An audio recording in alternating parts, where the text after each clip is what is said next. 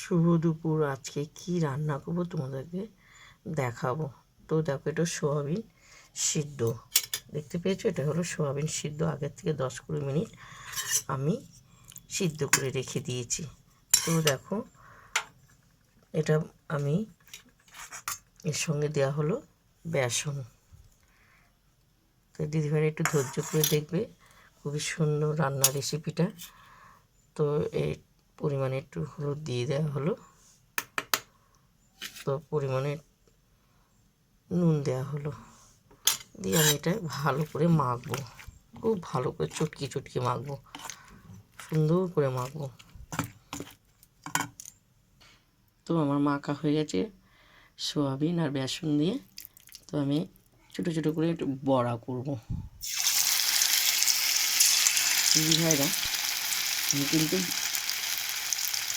এটা তরকারি করে, তোমরা সোয়াবিনের তরকারি খাও, আমি বড়া করে সোয়াবিনের বড়া করে তরকারি করবো।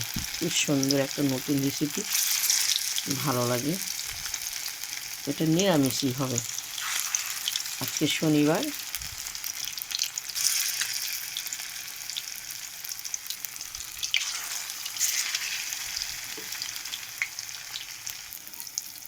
তো আমি বড়াগুলো এক এক করে উল্টাবো। দিদিভাইরা, আপনারা এইভাবে খেয়ে দেখবে, অপূর্ব লাগবে খেতে। একবার খাবেন, খুব সুন্দর লাগবে খেতে, মুখে লেগে থাকবে। তো আমি এক এক করে সব ভাজবো বড়াগুলো লাল লাল করে।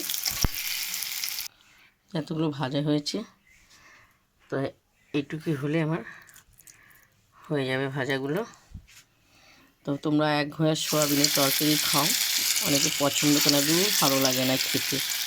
তো এরকম বড়া করে খাবেন, তরকারি বা কিছু বড়াটা রেখে দেবেন, ডালের সঙ্গে খাবেন, অপূর্ব লাগবে খেতে। তোমরা খেয়ে দেখো না দিদি ভাইরা, তখন আর সোয়াবিন খেতে ইচ্ছা করবে না। ছোট বড় সবার মুখে লেগে থাকবে। তো সব ভাজা হয়ে গেছে, এরপর আমি পরিমাণে একটু তেল দেবো।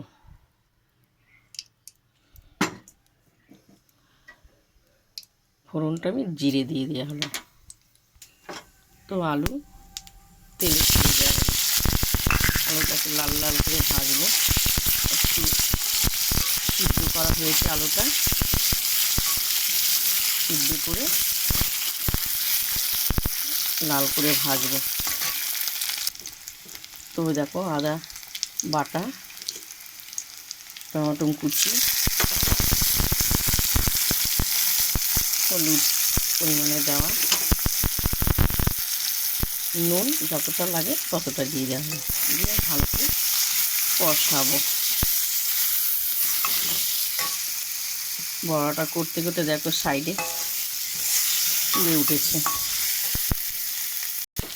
তো এখানে মশলা, জিরে, ধনে, তেজপাতা, শুকনো লঙ্কা ভেজে বাটা হয়েছে। এটা ভালো করে কষাবো। তো দেখতেছি কষাতে কষাতে তেলটা বেরিয়ে গেছে, খুব সুন্দর। মশলা ধোয়া জলটা আমি ঢেলে দেওয়া হলো, পরিমাণে আর একটু জল দেওয়া হলো। এবার এটা একটু ফুটবে।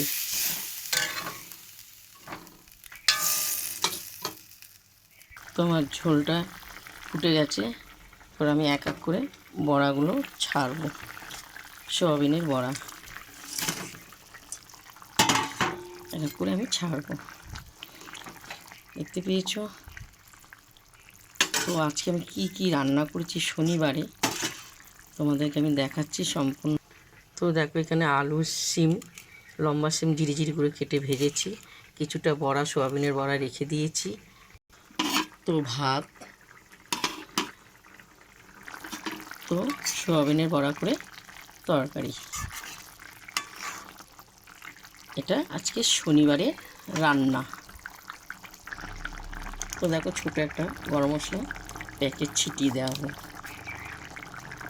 এরপর আমি নামাবো। প্রথম থেকে লাস্ট তোমাদেরকে সোয়াবিনের বড়া করে তরকারি করে দেখালাম। তো দেখতে পেয়েছি একটুকু ভাঙেনি, খুব সুন্দর।